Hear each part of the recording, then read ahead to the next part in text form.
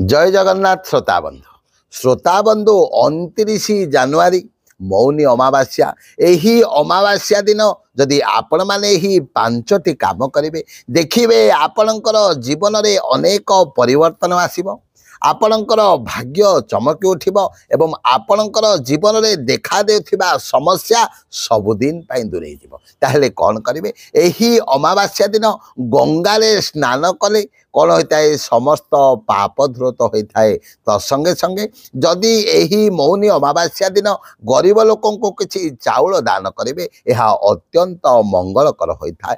द्वितीय गोटे नाली कपड़े जदि किसी नाली चाउल को बांधी आपणकर ट्रेजेरी रे रखिए आर्थिक संकट आर्थिक मांदावस्था जीवन रू दूरे जाए।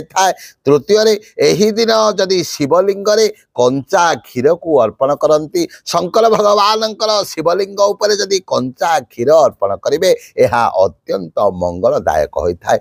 एवं यही मौनी अमावास्या दिन जदि आपण माने शनिदेव को राशि तेल अर्पण करेंगे यह आपण अत्यंत मंगलकर। तो संगे संगे जदि विष्णु मंदिर रे आपण माने अँला कोली को नहीं अर्पण करेंगे यह आपण अत्यंत शुभंकर।